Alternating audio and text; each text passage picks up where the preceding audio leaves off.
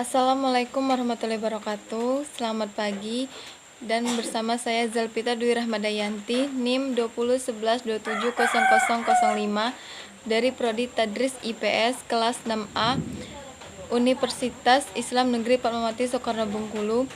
Pada kesempatan ini saya akan mempresentasikan bahasan tentang dimensi pembangunan berkelanjutan.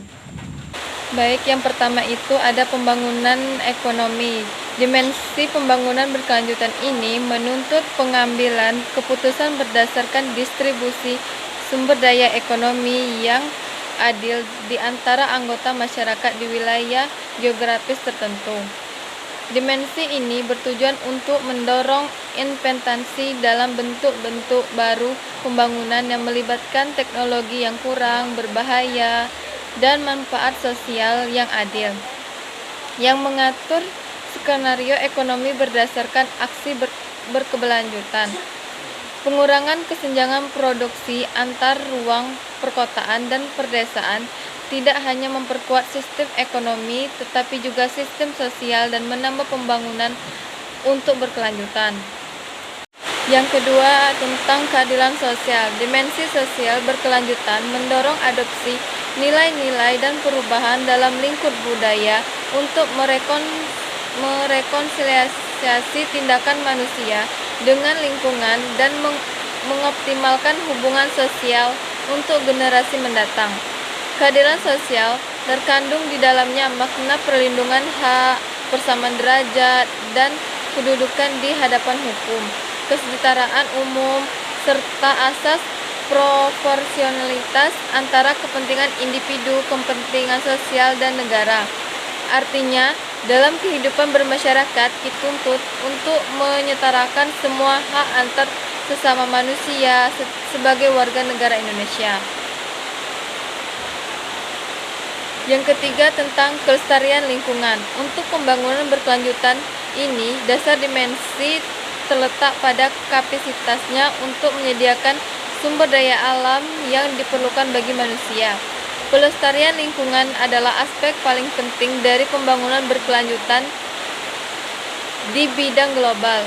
Tindakan manusia dalam dimensi ini merespon penggunaan dan pemerataan sumber daya yang diperoleh dari lingkungan pekerjaan untuk menjamin penghidupan masyarakat manusia serta untuk menanggapi kebutuhan pertumbuhan populasi selama bertahun-tahun.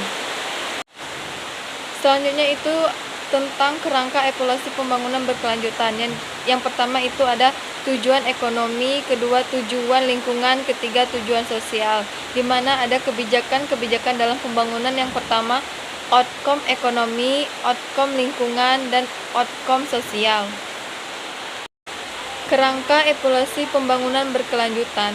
Pada kerangka evaluasi pembangunan berkelanjutan, sebelum kita melihat adanya kerangka ini, tentunya ada yang pertama kita harus melihat tentang tujuan ekonomi, tujuan lingkungan, serta tujuan sosial. Setelah kita mengetahui ketiga unsur tersebut, kita melihat kebijakan-kebijakan seperti apa sih yang ada di Indonesia ini terkait dengan pembangunan berkelanjutan.